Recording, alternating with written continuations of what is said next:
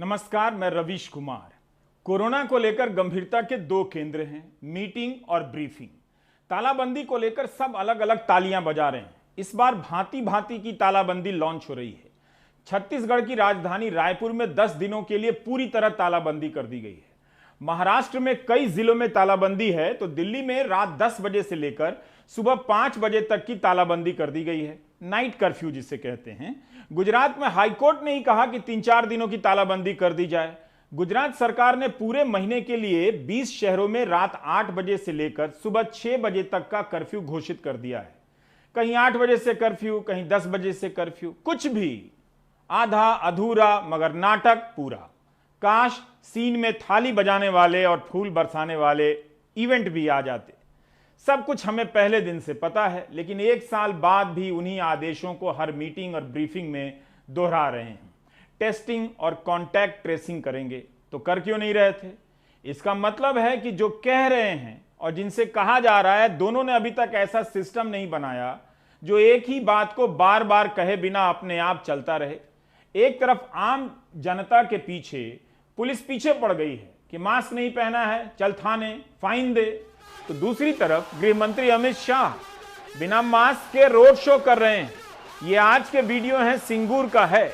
अमित शाह ने आज 4 road show किए हैं।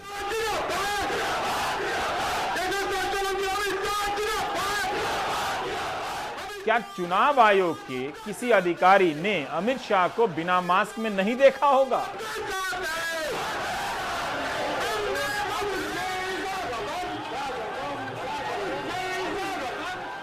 जब आयोग अपने निर्देशों का पालन नहीं करा सकता है तो कम से कम इतना ही बता दे कि ऐसे निर्देशों को बनाने के लिए कितनी बैठकें हुई और उन बैठकों में चाय और बिस्कुट पर कितना खर्चा हुआ।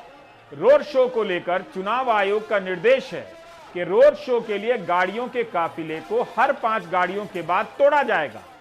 2 काफिले के बीच काफी दूरी होगी, 100 मीटर की बजाय आधे घंटे की दूरी होगी। क्या आपको इन नियमों में से कुछ भी यहां दिखाई दे रहा है? क्या किसी को सोशल डिस्टेंसिंग दिखाई दे रही है? क्या चुनाव आयोग कोई एक्शन ले सकता है? क्या भारत का चुनाव आयोग गृह मंत्री की सभा में अपने ही नियमों को लागू नहीं करा पा रहा है तो वह विपक्ष की रैलियों के खिलाफ कैसे कार्रवाई करेगा? 2019 के चुनाव में ओडिशा में चुनाव पर्यवेक्षक मोहम्मद मोहसिन ने प्रधानमंत्री का हेलीकॉप्टर चेक कर दिया था, उन्हें सस्पेंड कर दिया गया। प्रधानमंत्री के 4 भाषणों पर उस दौरान आचार संहिता के उल्लंघन के आरोप लगे थे। चुनाव आयोग ने क्लियर किया तो एक चुनाव आयुक्त अशोक लवासा ने आपत्ति जता दी, कहा कि उनकी आपत्ति फैसले में दर्ज होनी चाहिए। इसके बाद से अशोक लवासा के यहां दूसरी मुसीबतें शुरू हो गईं। अशोक लवासा की पत्नी को आयकर का नोटिस चला गया। चुनाव आयुक्त अशोक लवासा ने आयोग से इस्तीफा दे दिया। आज गृह मंत्री अमित शाह ने कई पत्रकारों को इंटरव्यू दिए। आप देख सकते हैं कि क्या उनमें इन बातों को लेकर सवाल पूछे गए हैं। सीआरपीएफ के जवान राकेश्वर सिंह मनहास को माओवादियों ने अगवा कर लिया है। उनकी 5 साल की बेटी रिहाई की अपील कर रही है। ऐसे वक्त में गृह मंत्री को रोड शो में होना चाहिए था या कमांडो राकेश्वर सिंह मनहास की रिहाई को लेकर ऑपरेशन का नेतृत्व करना चाहिए था। मेरा पापा जल्दी वापस आ जाए। भगवान जोड़ के बोल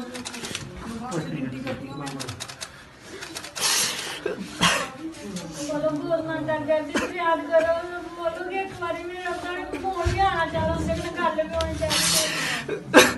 बोला ही लगा एक बार फोन पर गल करनी पूरे देश के पास है, पूरी देश ही न्यूज़ सुन रही है, तो गवर्नमेंट कहाँ सोई है? उनको भी तो कुछ एक्शन लेना चाहिए ना, कुछ तो करना चाहिए। मतलब हम तो कुछ नहीं कर सकते, हम एक मिडिल क्लास फैमिली के हैं, हम क्या कर सकते हैं? हम कोई मिनिस्टर लेवल के नहीं हैं, कोई हमारे पास कोई सोर्स नहीं है। थ्रू मीडिया से हम जो भी बात कह रहे हैं यही बोल रहे हैं कि जल्दी से जल्दी उनको रिहा कराए, सरकार कराए या स्टेट गवर्नमेंट कराए, चाहे डिपार्टमेंट कराए। मतलब कोई तो कोई एक्शन जल्दी से जल्दी जो भी एक्शन ले ना, सरकार क्यों नहीं ले रही? शिवराज सिंह पाटिल का जमाना होता तो बीजेपी इस्तीफे की मांग को लेकर सड़क पर आ जाती और मीडिया दिन रात इसी पर डिबेट कर रहा होता। गृह मंत्री बिना मास्क के रोड शो कर रहे हैं, वो भी पब्लिक स्पेस में। दिल्ली हाईकोर्ट ने आज ही फैसला दिया है कि कार भी एक पब्लिक स्पेस है। इसके भीतर अगर आप अकेले भी बैठे हैं, चला रहे हैं, तो मास्क पहनना होगा। एक तरफ गृहमंत्री बिना मास्क के रोड शो कर रहे हैं, दूसरी तरफ आजमगढ़ के एक सराफा व्यापारी आशीष गोयल को मास्क ना पहनने के आरोप में दुकान से घसीटकर थाने लाया जाता है। देखिए वीडियो, मंगलवार का है। सराफा व्यापारी आशीष गोयल को पुलिस उनकी दुकान से ऐसे खींचकर ले गई। आप देख सकते हैं कि मास्क ना पहनने पर कैसे बाहर निकाला गया उन्हें। ऊपर से लिए गए दूसरे वीडियो में आप यह भी देख सकते हैं कि कैसे पुलिस आशीष गोयल को गाड़ी में ठूंस रही है और आशीष गोयल ठूंसे जाने का विरोध कर रहे हैं। नतीजे में जमीन पर गिर जाते हैं। इसके बाद अब सीन बदल जाता है।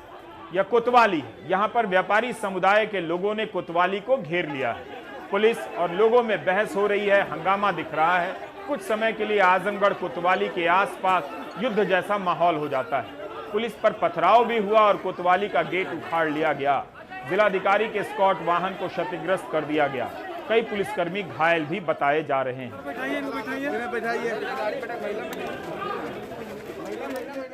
अंदर आके उन्होंने कहा कि जो है क्यों भाई जो है मास्क क्यों नहीं लगाया हो। मैं कहा साहब ये गमछा लगाया हूँ। उन्होंने कहा ये ऊपर नीचे हो रहा। तो मैंने उन्होंने कहा मैं चालान करूँगा। मैंने कहा ठीक है साहब। हाँ, यहाँ क्या क्या भेड़ बिक्री जैसे जो है लोगों को भरे हुए हो। तो मैंने कहा साहब देखिए सब मास्क लगाए हुए हैं और दूर दूर बैठे हुए हैं।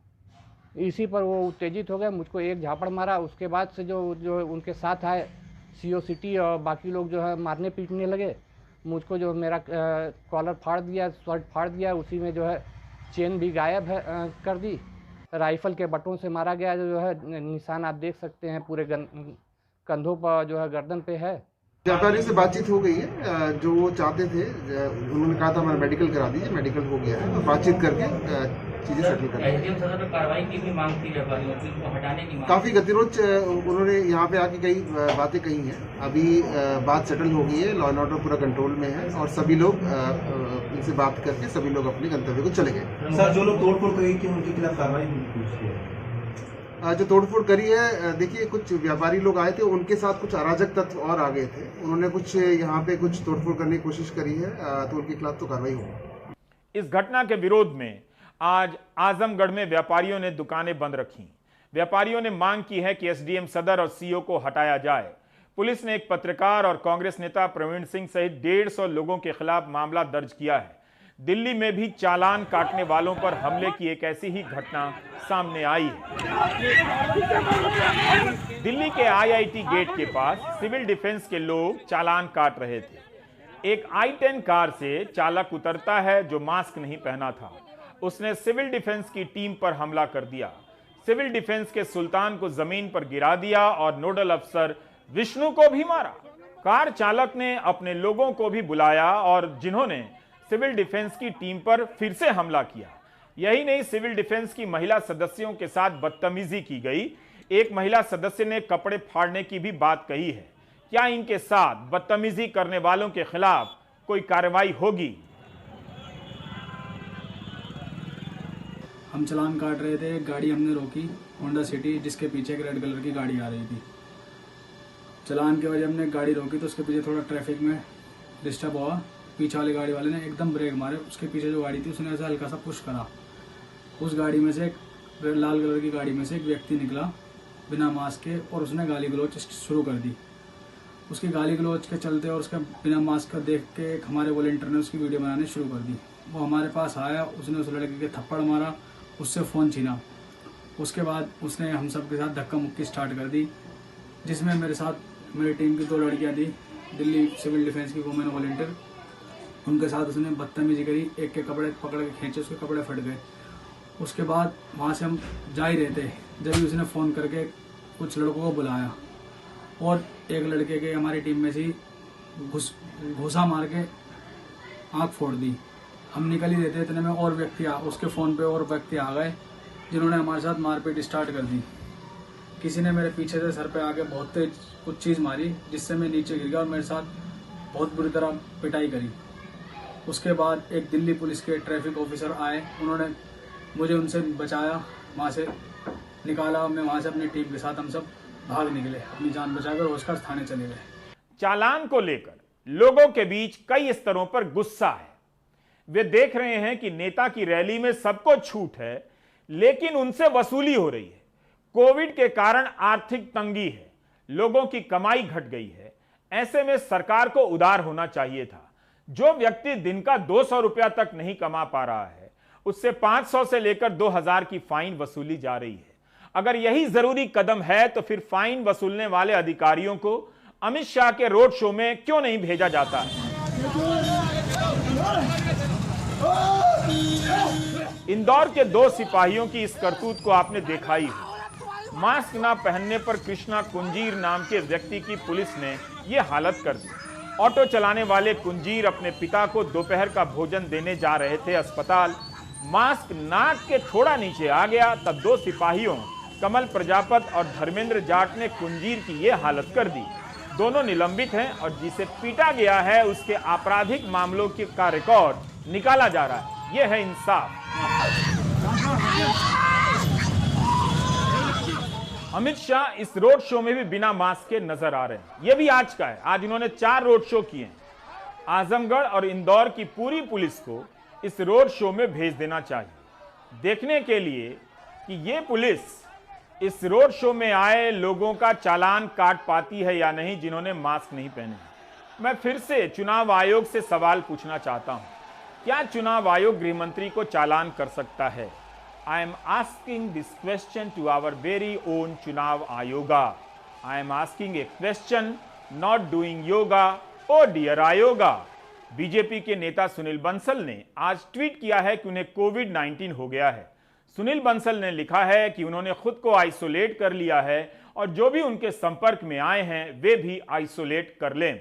अब आप इस तस्वीर को देखिए। यह तस्वीर 6 अप्रैल की है। इस तस्वीर में सुनील बंसल के साथ मुख्यमंत्री योगी आदित्यनाथ भी दिख रहे हैं। अच्छी बात है कि सबने मास्क पहना है, लेकिन जब सुनील बंसल संक्रमित हो चुके हैं तो क्या बाकियों को भी आइसोलेट नहीं होना चाहिए था?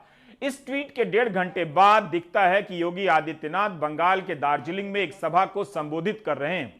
मुमकिन है उन्हें सुनील बंसल की जानकारी ना हो, लेकिन क्या जानकारी होने के बाद मुख्यमंत्री खुद को आइसोलेट करेंगे? आप नेता संजय सिंह ने कहा है कि चुनाव आयोग कहां सो रहा है। अगर गृह मंत्री, मुख्यमंत्री ही कोविड के नियमों के अनुरूप आचरण नहीं करेंगे, तब फिर स्वास्थ्य मंत्री डॉक्टर हर्षवर्धन की शिकायत का क्या मतलब रह जाता है कि लोगों का व्यवहार अप्रोप्रिएट नहीं है, उचित नहीं है। पिछले समय में हम सब ने देखा है कि शायद ये सब फैलने में बहुत सारी चीज़ें बहुत ज़्यादा बड़े पैमाने पर खुली भी हैं, सारी एक्टिविटीज़ रिज्यूम हुई हैं, लेकिन एक्टिविटीज़ के रिज्यूम होने के साथ साथ बहुत सारे लोगों ने जो कोविड अप्रोप्रिएट बिहेवियर है इसको एक प्रकार से तिलांजलि दे दी है। कैजुअल अप्रोच सोसाइटी में इमर्ज की है। लापरवाही का फैक्टर बहुत ज़्यादा आया है। बहुत स्थानों पर कहीं इलेक्शंस हुए हैं, पंचायत इलेक्शंस हैं, दूसरे इलेक्शंस हो रहे हैं, कहीं पर कुंभ है, कहीं ट्रैवल इत्यादि बहुत ज़्यादा हो रहा है। ऑफिसेज खुल गए हैं और लोग भी बहुत बाहर जा रहे हैं, सोशल फंक्शंस कर रहे हैं, मैरिजेस में नियम नहीं फॉलो कर रहे हैं। मास्क को मैरिजेस में 90% लोग दिखते हैं, मैरिज में मास्क को नहीं इस्तेमाल करते हैं। ट्रेन्स में, बसेस में भी जो है, विशेषकर जहाँ इतना ज़्यादा कांटेक्ट की संभावना होती है, ध्यान में आता है कि आपने सबने ये सारी चीज़ें ऑब्जर्व की है। देश के स्वास्थ्य मंत्री कह रहे हैं कि लोगों ने कोविड से बचाव के लिए जो उचित आचरण बनाए गए हैं उनकी तिलांजलि दे दी है। ये वही आचरण है जिनके लागू कराने की जिम्मेदारी गृह मंत्री अमित शाह की है, लेकिन वे तो बिना मास्क के रोड शो कर रहे हैं। डॉक्टर हर्षवर्धन चुनावों का भी जिक्र कर रहे हैं अपने बयान में, लेकिन बहुत दबे स्वर में। क्या उन्हें चुनाव आयोग से नहीं कहना चाहिए कि आप कोविड के नियमों का पालन क्यों नहीं करा रहे हैं?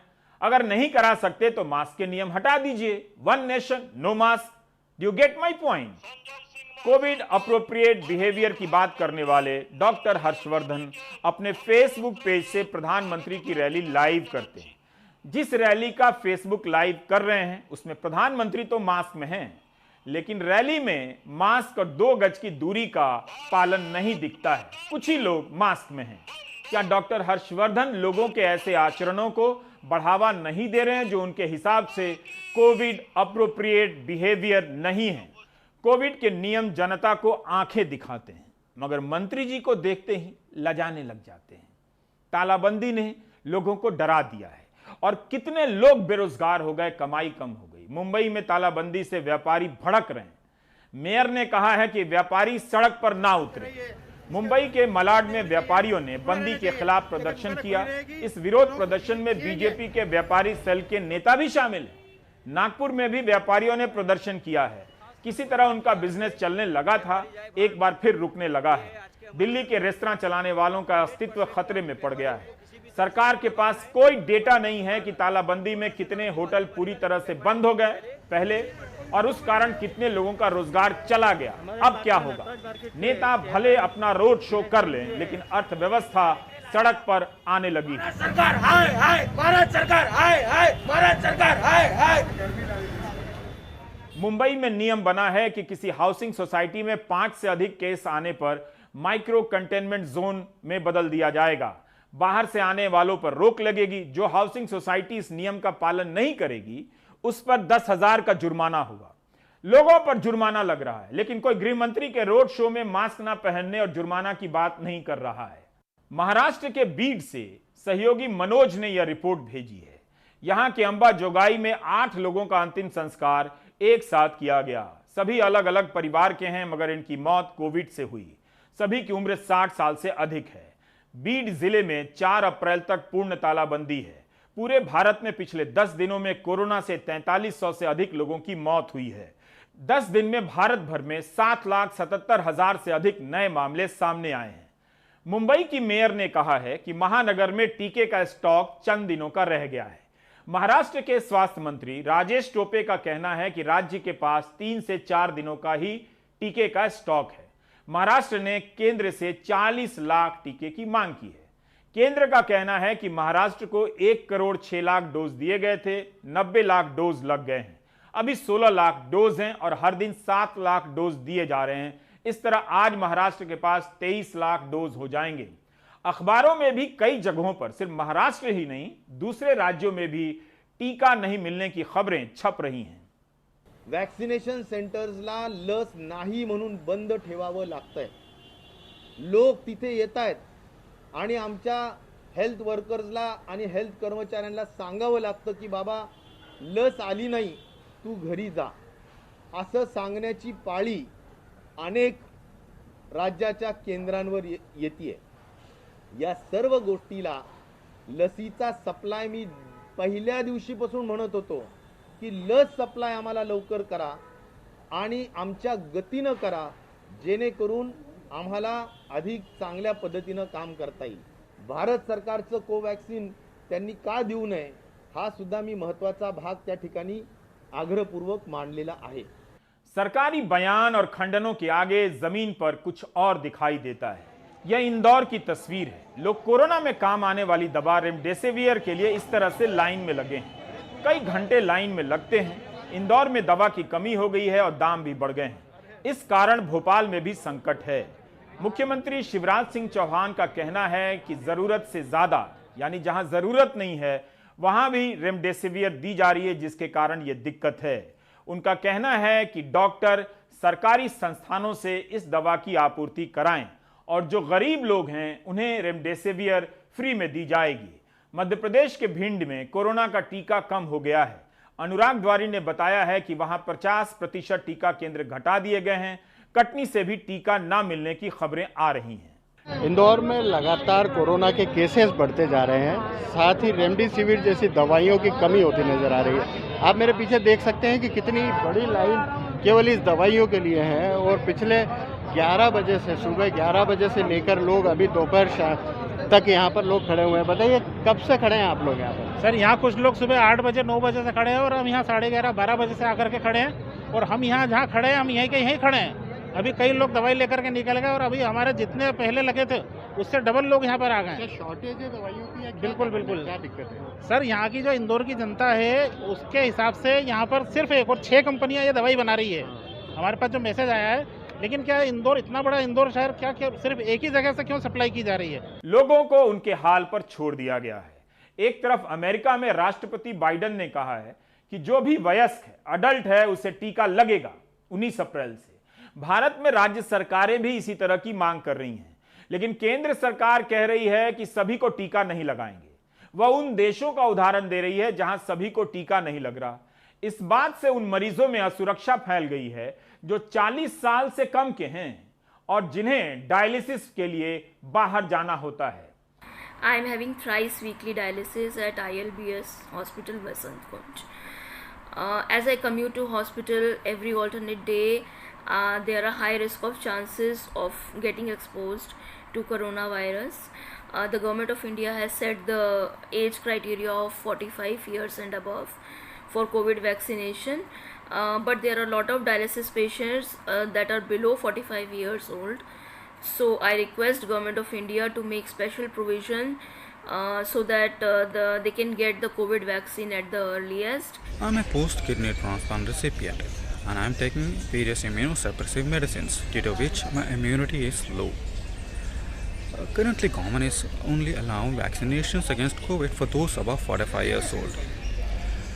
I hope government will also allow vaccination against COVID for susceptible and vulnerable persons like post-kidney transplant recipients and those on dialysis because of the low immunity. एक 60 years and above का आदमी घर में रह सकता है। एक 45 years and above का आदमी घर से वर्क फ्रॉम होम कर सकता है, पर एक डायलिसिस पेशेंट हफ्ते में 3 बार कंपल्सरीली उसे घर से लेकर हॉस्पिटल तक जाना पड़ता है। ये मैं नहीं कह रहा हूँ, ये आप ही के आंकड़े कह रहे हैं कि वैक्सीन की सबसे ज़्यादा ज़रूरत किसे है, एक आम आदमी को या किसी डायलिसिस पेशेंट को। डायलिसिस पर जाने वाले मरीजों को तो हेल्थ वर्कर के साथ ही टीका मिल जाना चाहिए था। क्या कोरोना पर मीटिंग और ब्रीफिंग करने वाले अफसरों को पता नहीं था? कोरोना को हल्के में लेने की जरूरत नहीं है। ब्रेक में जाने से पहले टेलीग्राफ की एक खबर की झलकी दिखाना चाहता हूं। टेलीग्राफ के शुभाशीष चौधरी की रिपोर्ट आप अलग से पढ़ लीजिएगा, संक्षेप में बता रहा हूं। दक्षिण 24 परगना के राय दीघी की है ये रिपोर्ट। इसके अनुसार प्रधानमंत्री की रैली में जाने वालों के लिए 1000 का कूपन छापा गया था।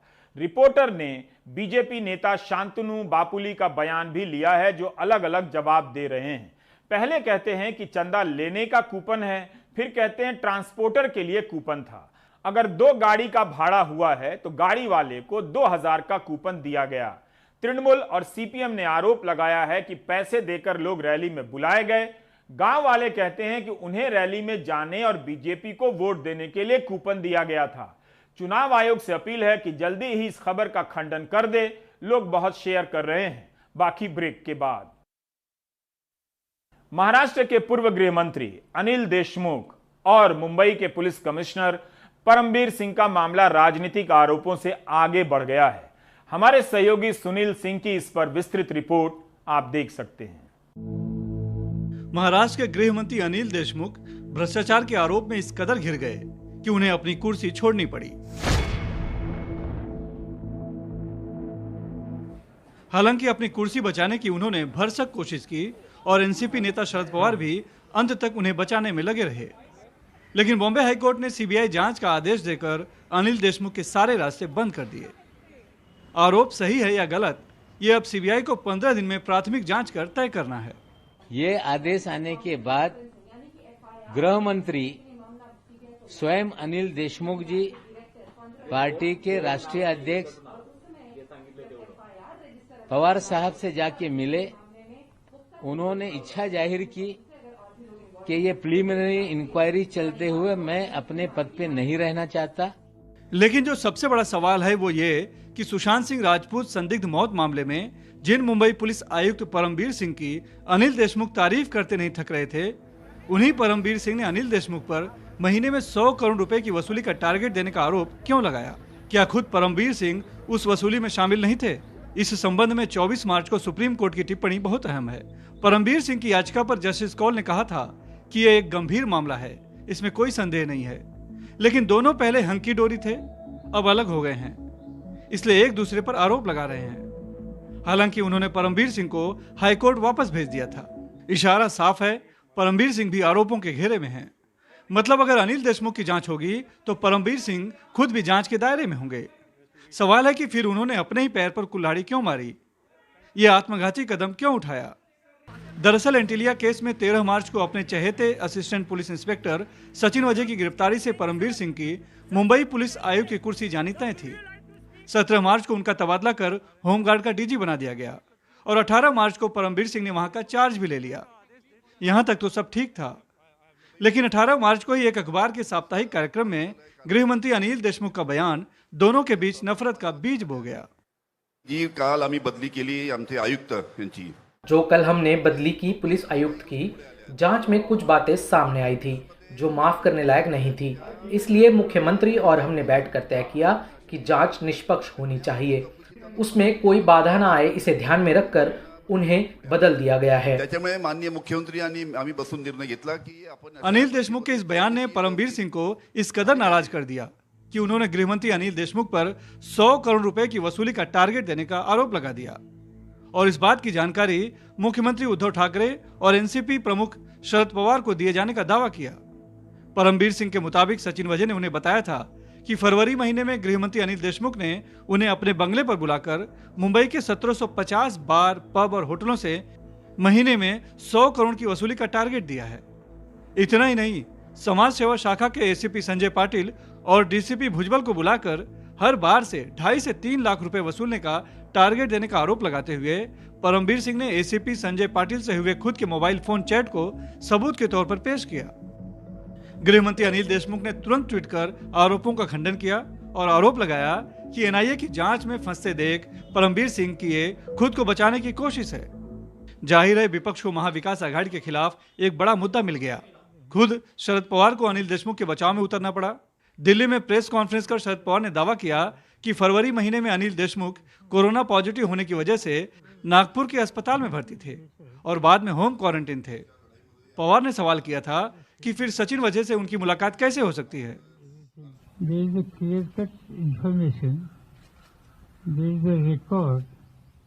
अनिल देशमुख हॉस्पिटल में एडमिट थे, इसका रिकॉर्ड है और हॉस्पिटल ने इसकी पुष्टि की है। उनको 15 फरवरी को हॉस्पिटल से छुट्टी दी गई थी और 15 से 27 फरवरी तक होम क्वारंटीन होने की सलाह दी गई थी।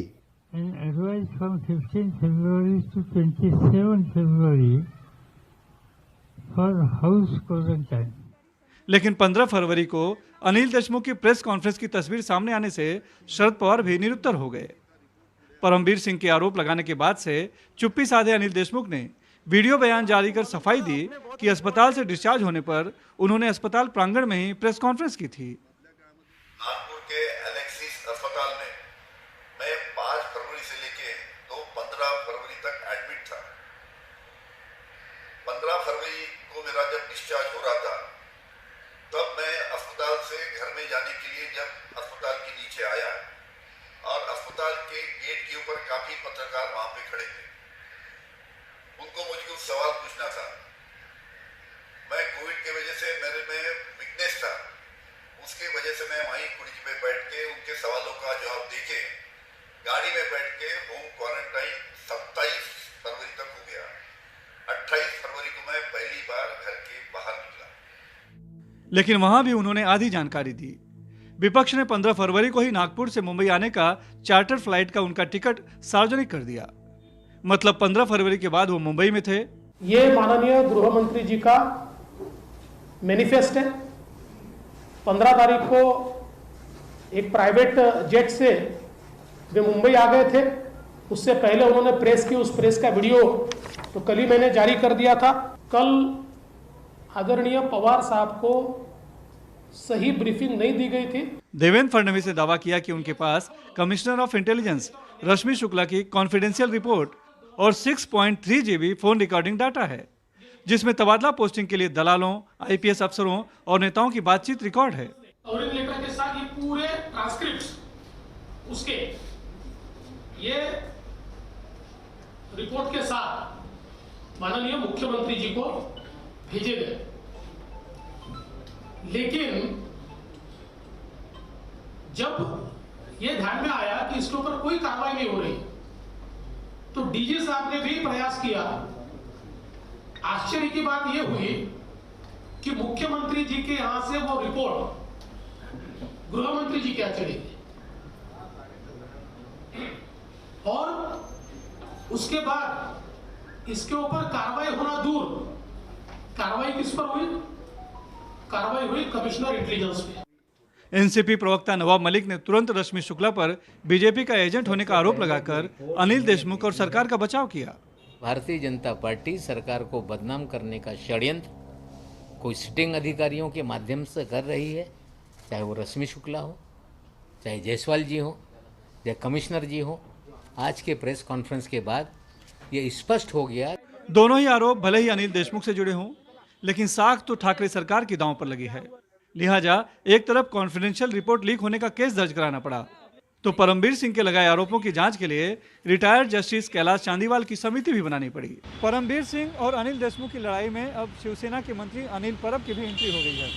सचिन वजह ने अपने हाथ से लिखे 3 पेज के पत्र में अनिल देशमुख के साथ साथ अनिल परब पर भी वसूली का टारगेट देने का आरोप लगाया है। हालांकि अनिल परब ने आरोपों का खंडन किया है और ये कहा है कि वो किसी भी जांच का सामना करने को तैयार हैं। इसके पहले मुंबई पुलिस की एक रिपोर्ट में खुलासा हुआ है कि सचिन वजह की क्राइम ब्रांच में नियुक्ति तब के ज्वाइंट कमिश्नर क्राइम के विरोध के बावजूद की गई और वजह सीधे मुंबई पुलिस आयुक्त परमबीर सिंह को रिपोर्ट करता था। मुंबई से cameraman Praveen Rohit, Sunil Singh, NDTV India के लिए।